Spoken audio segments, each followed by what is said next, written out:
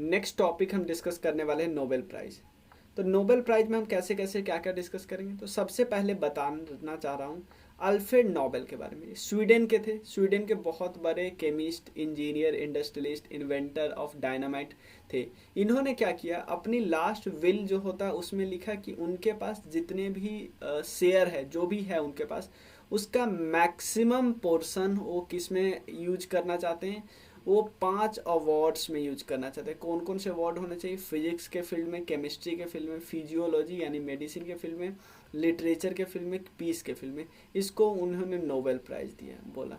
Clear. 1968 में एक और अवार्ड इसमें जुड़ गया, प्राइज इन इकोनॉमिक साइंस से स्टार्ट हो गया। क्लियर।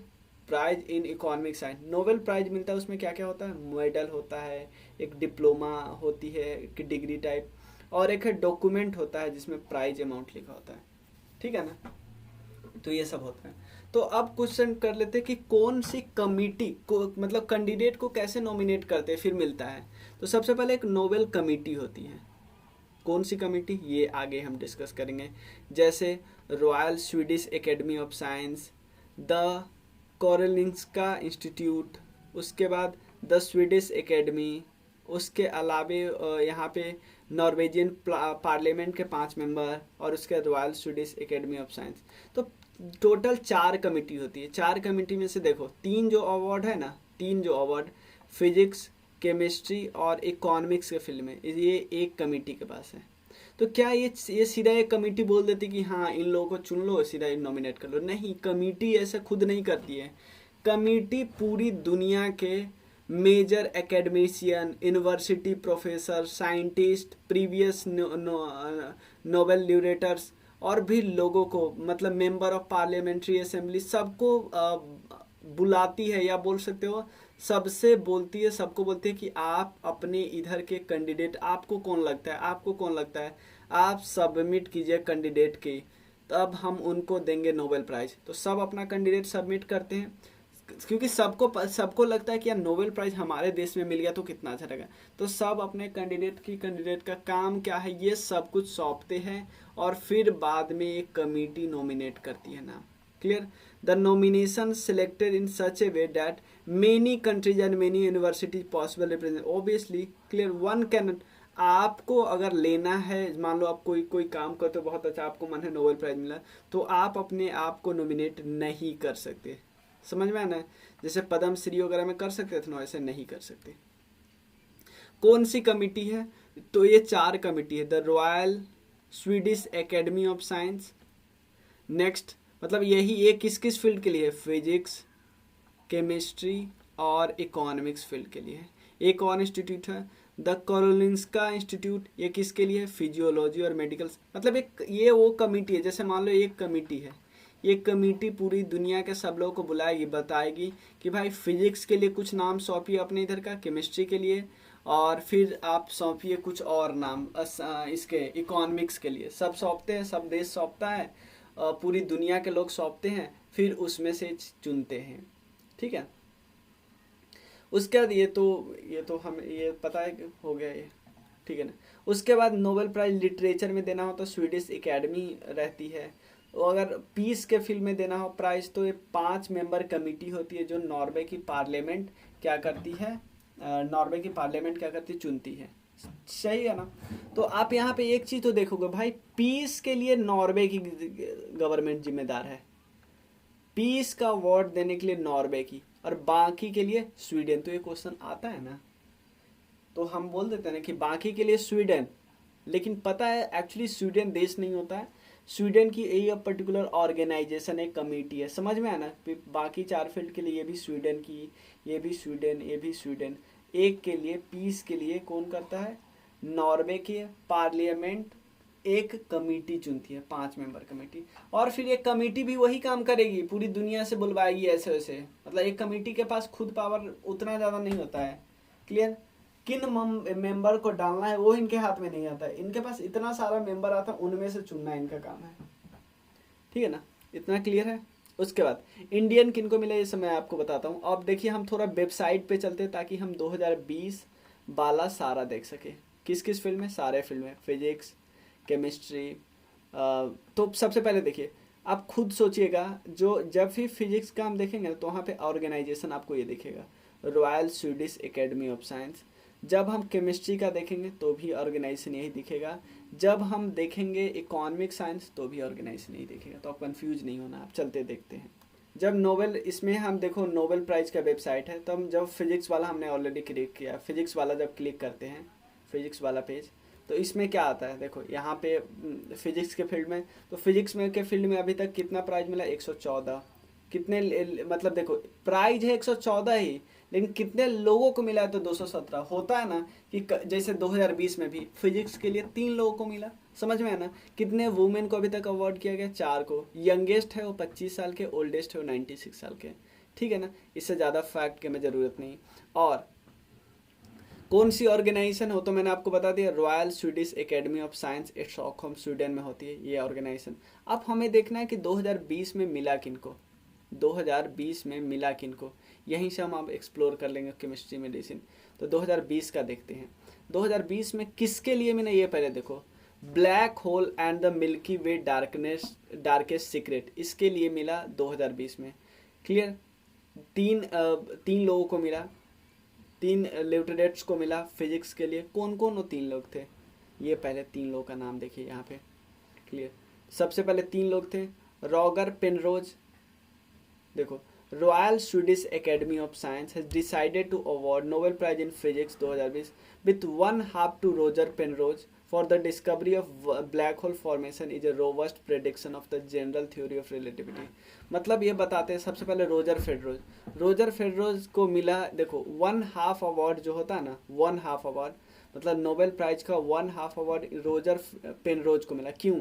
क्योंकि उन्होंने डिस्कवरी किया, वो इस बात को बताएं कि जनरल थ्योरी ऑफ रिलेटिविटी का जो थ्योरी था उसको प्रेडिक्ट करने के लिए जरूरी है ब्लैक होल को जानना। Clear, for the discovery that black hole formation is a robust prediction of general theory of relativity. Clear, black hole formation क्या है, एक प्रेडिक्शन है जनरल थ्योरी ऑफ रिलेटिविटी की, ठीक है। उसके अलावा जो आधा अवार्ड मिला वो किनके, 2 लोगों को मिला। कौन कौन है, रिनहार्ड गेंजेल और एंड्रिया ग्यू। ये किसके लिए मिला, क्योंकि इन्होंने क्या किया, सुपर मैसिव कॉम्पैक्ट ऑब्जेक्ट का खोज किया, डिस्कवरी किया at the centre of our galaxy. मतलब हमारे गैलेक्सी के पास, एक गैलेक्सी के बीच में एक सुपर मैसिव कॉम्पैक्ट ऑब्जेक्ट है, उनको खोज किया। तो 2020 में 3 लोगों को मिला, एक को मिला आधा अवार्ड, एक को, इन दोनों का फिर मिला आधा अवार्ड, बचा हुआ आधा अवार्ड।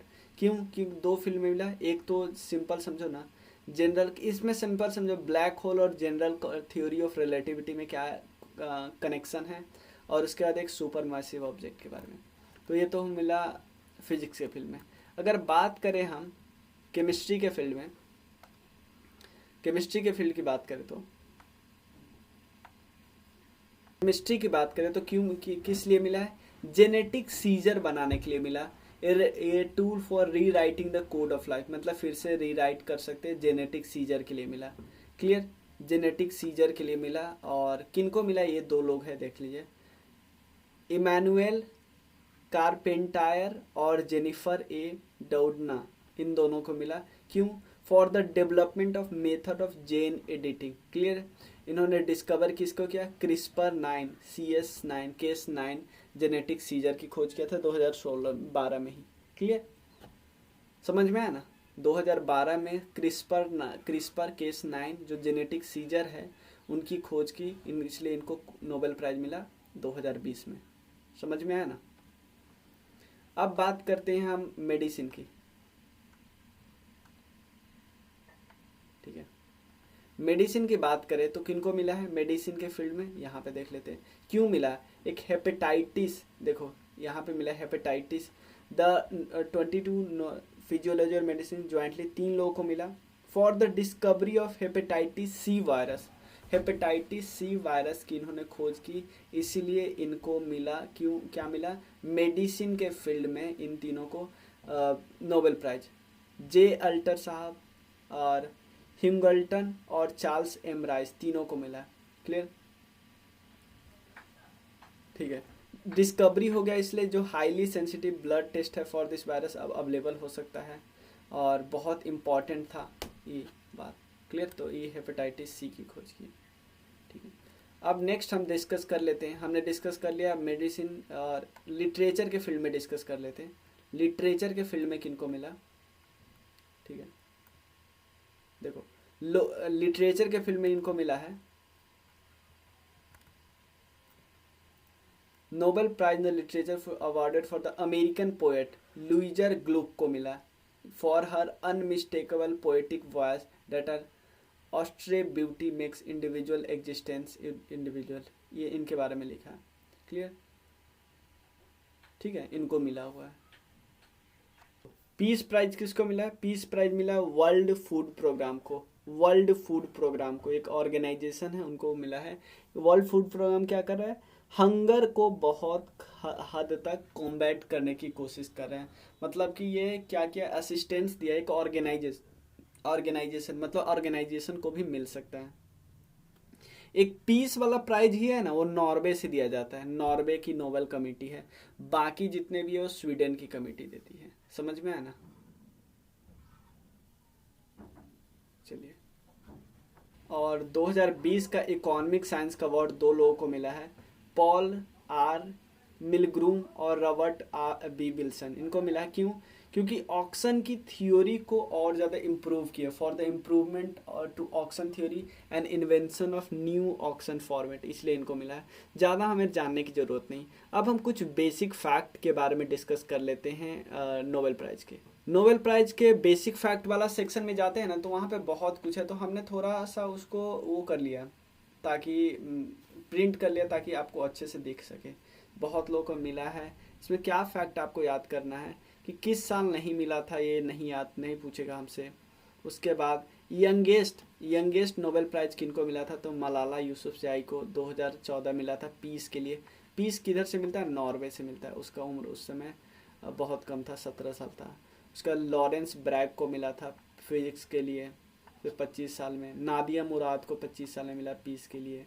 ठीक है ना, 2018 में। ज़्यादा आगे नहीं जाना है। ओल्डेस्ट में देखो रॉबर्ट बी गुडेनबर्ग, इनको मिला था केमिस्ट्री के लिए पिछली बार। ये हमें ज़्यादा याद नहीं करना है। और ठीक है ना, ये आपके बुक में दिया है लेकिन याद नहीं करना है कि फिजिक्स में सबसे ओल्डेस्ट कौन थे, केमिस्ट्री में सबसे ओल्डेस्ट कौन थे, ये सब नहीं याद करना है। क्लियर? और कुछ नोबेल लिटरेटर थे जिन्होंने अपने प्राइज को डिक्लाइन कर दिया। जीन पॉल सैटरे थे और ली ड्यूथो, ये थे जिन्होंने प्राइज को डिक्लाइन कर दिया। काफ़ी बड़ी बात हो जाती है। क्लियर?